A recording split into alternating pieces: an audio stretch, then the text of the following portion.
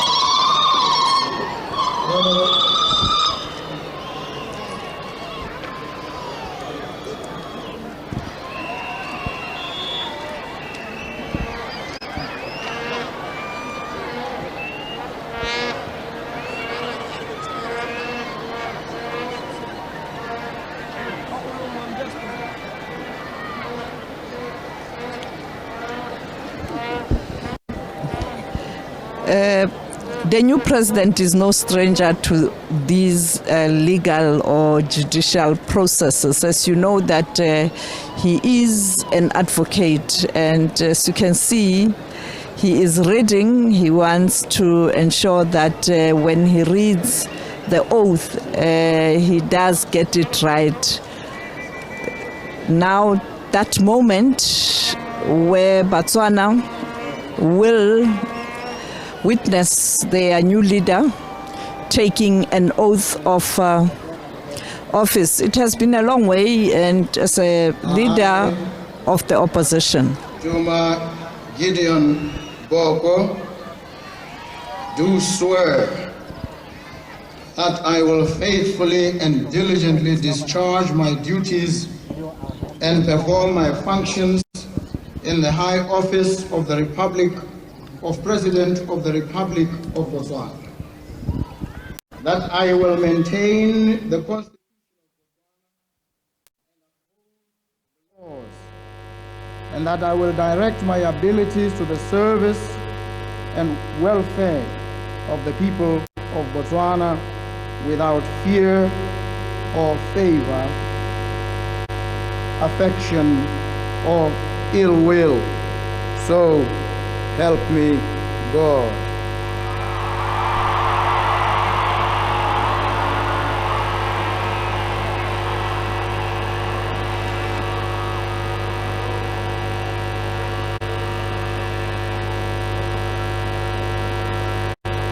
Kele Duma Gideon Boko, ikana gore ka boikanyego le ka matsetseleko ke tla diragatsa maikarabelo a tiro ya me mo maemong a kwa godimo a botautona ya lehatshe la Botswana. Ke tla tlamela le go sireletsa molao motheo wa Botswana le melao yotlhe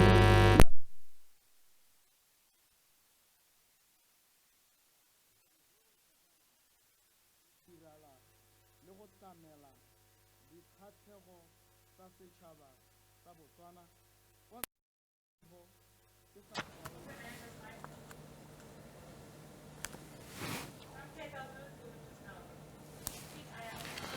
All right, apologies there. Our audio connection to the situation in Gaborone really letting us down at a crucial moment. Once again, we apologize for that, but we were able to get at least the English translation of Duma Boko taking his oath of office. It is a historic moment, certainly a long time in the making, depending who you ask in that country, which has had one leader in charge for almost 6 decades. We've got a full SABC news team for you there, including our international desk editor, Sofu Mukwena, who's really helped us connect the dots in the lead up to this historic moment at a packed national stadium in Gaborone, Botswana's capital. As we work to re-establish that audio connection, we'll take in these visuals as Duma Boko, who is flanked by the incoming First Lady, signs that particular oath of office, I suppose in many ways giving a promise to see through to the promises he's made whilst on the campaign trail, which includes reviving the country's economy and in fact making sure that he create jobs. All right, let's continue taking in some of the nice sound in that particular place. The formalities are over in terms of the swearing in of the new president now officially. And in fact, Batswana, Duma Boko made a commitment to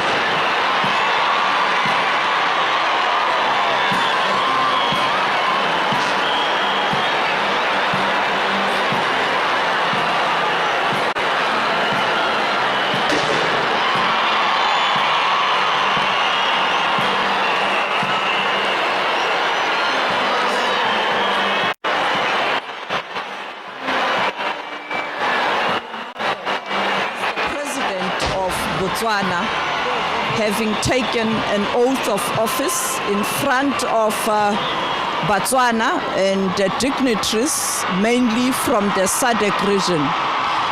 After the 21 gun salute, it will be now a moment of fly past and also the formalities. Let me step out of the shot so that you can get a view of what's happening behind me. You can see that now the military is about to perform its ceremony in honoring the new commander-in-chief of the Republic of Botswana. After 58 years, a new government under the opposition. Earlier on, I was able to speak to some leaders of the opposition parties region. I spoke to my that this is an important moment in terms of sending a message that democracy does prevail in the SADC region in some countries. I also spoke to the leader of the EFF, Julius Malema. You heard earlier on talking about his relationship with Duma Boko during the time when he was not allowed to visit Botswana. Then, of course, I spoke to the president of Zambia, Hakainde Hichilema. You know that he was the leader of the opposition in Mozambique. Today, he is the head of state of Zambia. He's the president of Zambia. I also had an opportunity to speak to the former president of Botswana, Festus Mogae. Quite senior, but he said to me he was very happy. I spoke to the former president of Botswana, Mokgweetsi Masisi, who didn't have much to say, but saying that indeed democracy is prevailing in Botswana. I tried to speak to the president of Zimbabwe about this moment, very short, saying it's democracy. And I spoke to the South African deputy president, who was very happy to be in Botswana, saying that Botswana will be a strategic country in the SADC region, and South Africa will continue to strengthen its relations with Botswana. The President of Namibia is also here. You have other countries sending the representatives come and witness this important moment.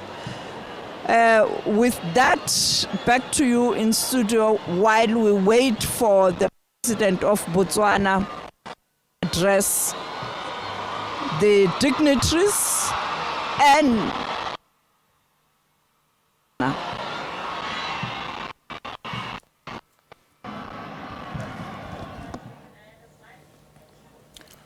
All right, so those are live visuals coming out of Gaborone. We certainly have a better picture now of Duma Boko, who's just taken his oath of office. Safe to say he's officially the 6th president of Botswana. Many people in that country having to wait almost 6 decades to even get to this point. He, of course, has a mammoth task that lies ahead, given the many challenges that still face that country, including really sluggish economic growth for this diamond-rich nation, which has actually struggled, by the way, to continue leveraging off the resource, given the change in sentiment about just how the world is viewing diamonds to begin with. You know, this concept of diamonds being a girl's best friend certainly changing over the past couple of decades as sentiments around digging deep into the ground and the environmental concerns that come with mining really take over and take off, at least insofar as many activists are concerned. So it'll be interesting to see how he's going to help the country pivot, if at all, and whether or not, of course, those promises he made whilst on the campaign trail will be realized. He's expected to address dignitaries there, and as soon as he does, we'll certainly take you there back live to get you a sense of what he has to say, given what is at stake. In fact, perhaps we'll just hang around for you just for a moment to see if he goes to the podium at this very point. But as our Sophie Mukwena mentioned, several dignitaries are present there, including our very own Deputy President, Paul Mashatile. We've also seen there the EFF's leader, Julius Malema, who, incidentally, by the way, was actually banned from Botswana, and until just recently had that ban lifted, alongside Floyd Shivambu and several other people. I think it was a list of 10 people in total who had initially been banned from being in Botswana and are now allowed, of course, to enter that country. Already some commentators suggesting that this is an early sign that Duma Boko wants to start on a clean slate, as of course he carves out his own legacy for a country that relies so much on him now to turn the situation around.